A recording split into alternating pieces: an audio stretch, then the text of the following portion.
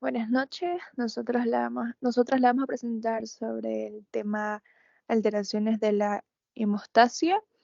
Los integrantes es mi persona, Dalma Sorich Herbas, Ariane Cárdenas Solís, Fabiana Rivera Rocha y Carla Quiroga Bertol.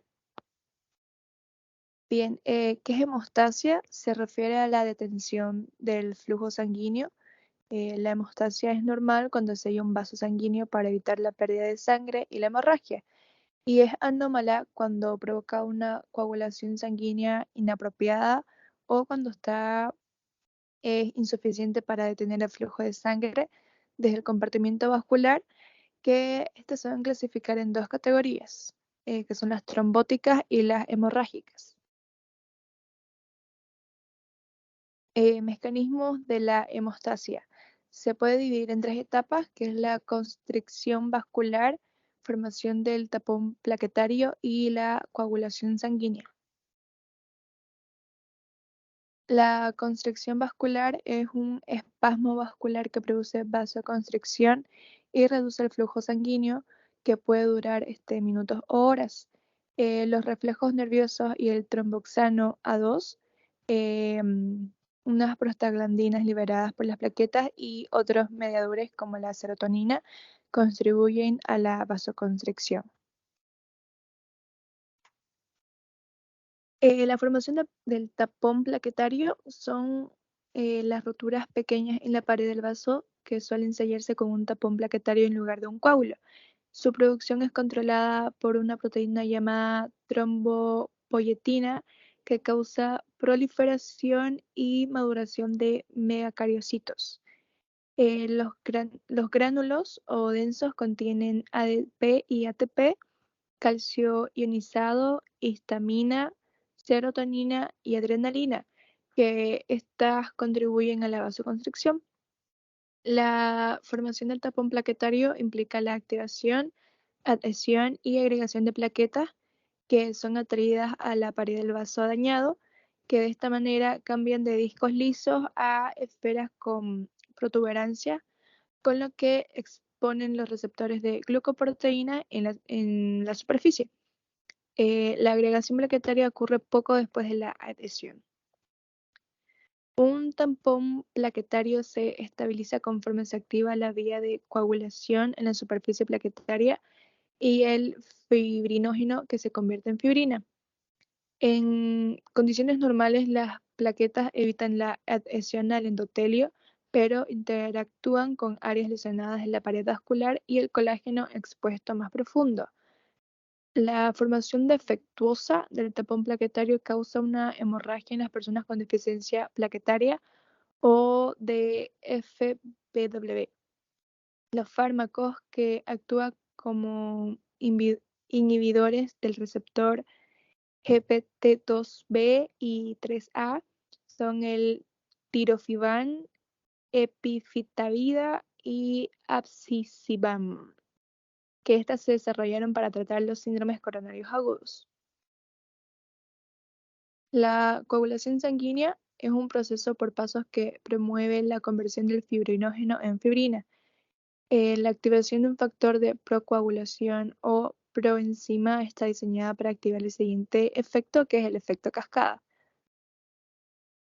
Casi todos los factores de coagulación son proteínas sintetizadas por el hígado, como la vitamina K, que es necesaria para la síntesis de los factores 2, 7, 11 y 10, y la protrombina y la proteína C, que el calcio es factor del factor 4, que es necesario en todos pasos del proceso de coagulación, excepto en los dos primeros. La inactivación del ion calcio evita que la sangre se coagule cuando se elimina del cuerpo.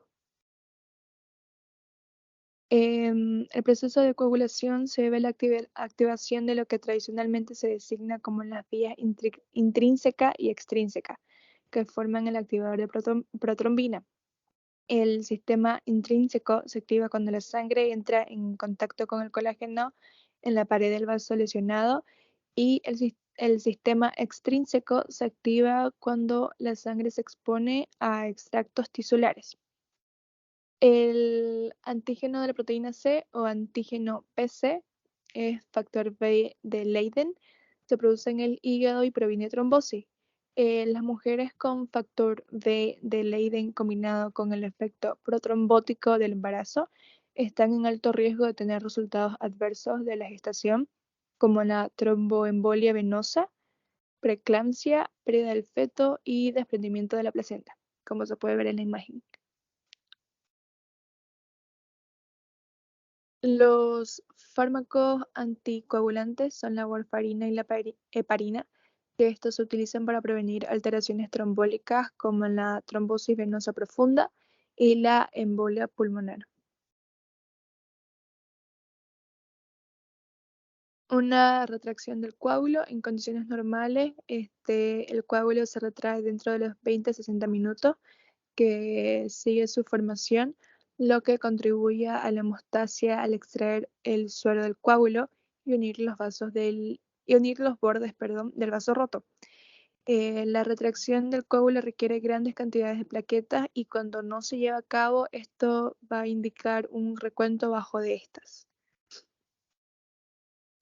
Una disolución del coágulo es cuando un coágulo de sangre comienza poco después de su formación, que esto permite que el flujo sanguíneo se restablezca y que ocurra la reparación tisular, que este proceso se va a llamar fibrinólisis. El hígado, el plasma y el endotelio vascular son las principales fuentes de activadores fisiológicos, los cuales se liberan en respuesta a diversos estímulos, como por ejemplo los fármacos vasoactivos, oclusión venosa, temperatura corporal alta y el ejercicio.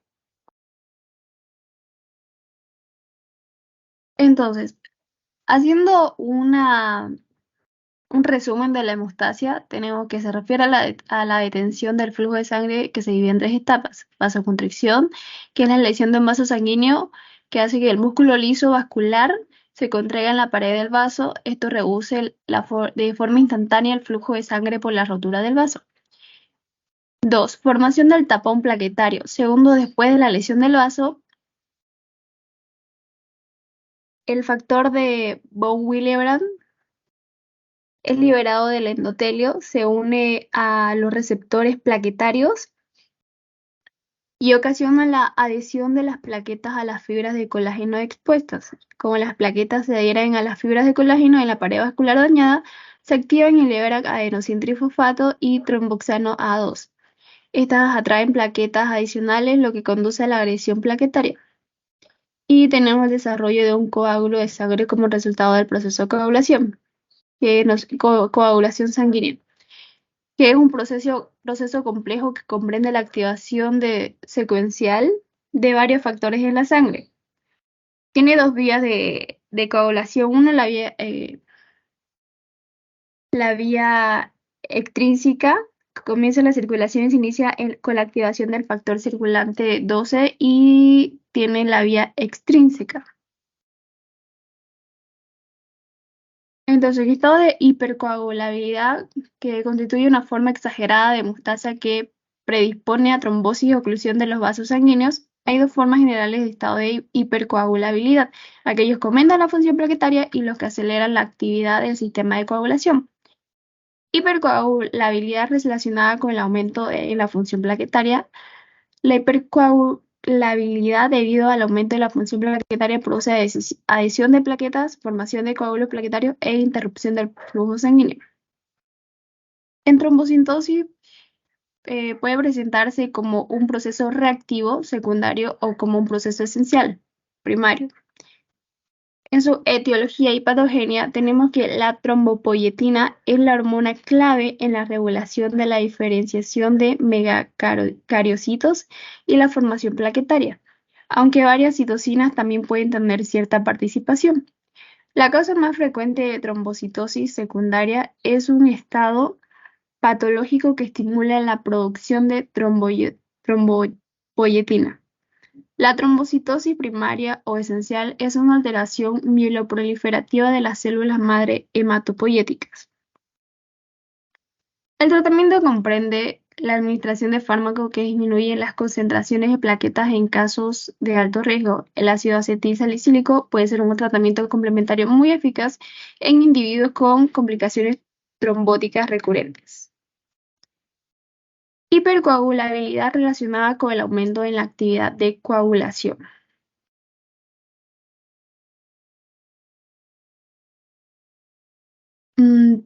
Tenemos las alteraciones hereditarias.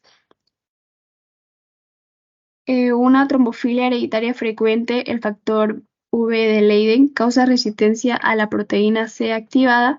Esta resistencia constituye aproximadamente el 20% de los episodios iniciales de trombosis, el 50% de los de trombosis hereditarias y el 60% de los sucesos trombóticos en individuos con concentraciones normales de proteína C, proteína S, antitrombina y anticuerpos antifosfolípidos. Mm, ya. Las T, incluidas la embolia pulmonar y la trombosis venosa profunda, se pueden dividir en hereditarias y adquiridas. Alteraciones adquiridas. Entre los factores adquiridos que conducen al aumento de coagulación y trombosis encontramos la estasis, infarto de miocardio, cáncer, estado hiperestrogénico, tabaco, obesidad y anticonceptivos orales. Es más frecuente que las personas con una malignidad desarrollen TBE. Síndrome antifosfolípido. Esta afección se relaciona con autoanticuerpos dirigidos contra fosfolípidos de enlace a proteínas y como resultado es el incremento de la actividad de coagulación. Las características típicas son trombos venosos y arteriales, pérdida fetal recurrente y trombocitopenia. Etiología y patogenia. Los anticuerpos pueden interferir en la cascada de coagulación y llevar a un estado de hipercoagulabilidad. Los anticuerpos pueden unirse directamente a la superficie celular endotelial y causar secreción de citocinas activando la agresión de plaquetas.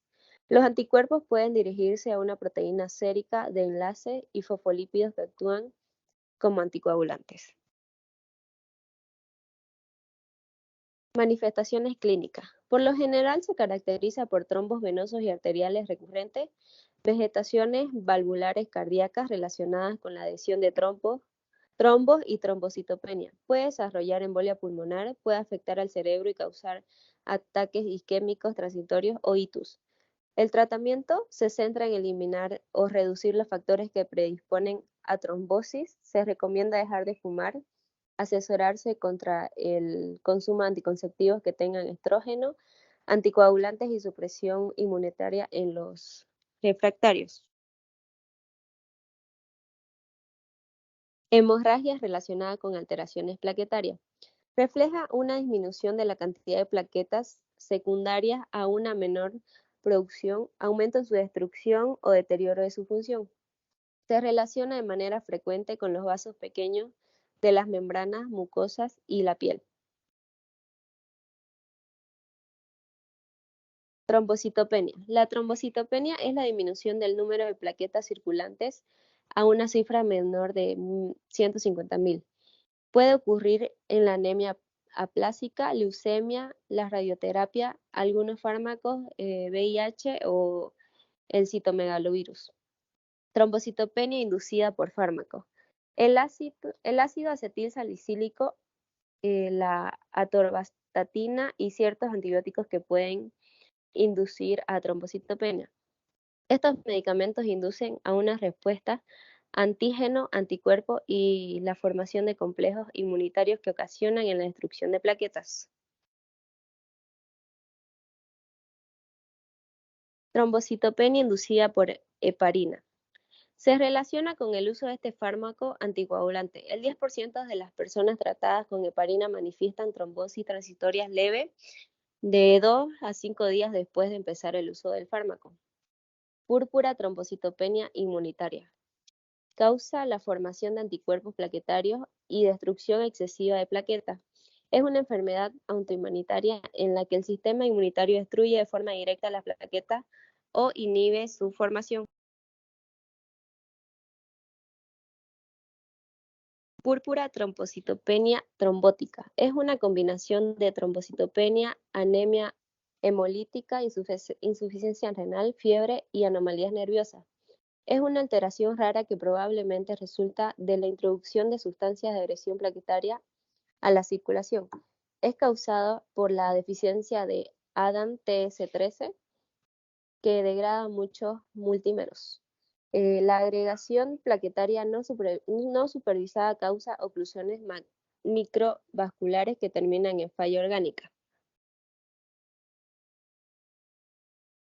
Deterioro de la función plaquetaria. Las alteraciones de la función plaquetaria pueden deberse a enfermedades hereditarias de la adhesión o a defectos adquiridos ocasionados por fármacos, enfermedad o cirugía. La función plaquetaria insuficiente también es frecuente en la uremia. Hemorragias relacionadas con deficiencia de los factores de coagulación. Los defectos de la coagulación sanguínea pueden ser consecuencia de las deficiencias o función alterada de uno o más de los factores de la coagulación.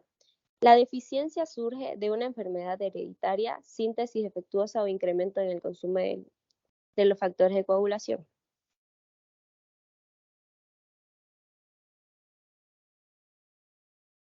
Alteraciones hereditarias. La enfermedad de von Willebrand y la hemofilia son de las dos alteraciones hemorrágicas hereditarias más frecuentes. La enfermedad de von Willebrand se considera la coagulopatía hereditaria más frecuente.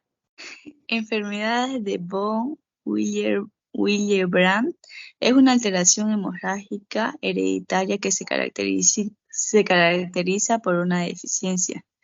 Se clasifica en tres tipos. El tipo 1 es una alteración autosómica dominante que constituye cerca del 70% de los casos y es relativamente leve.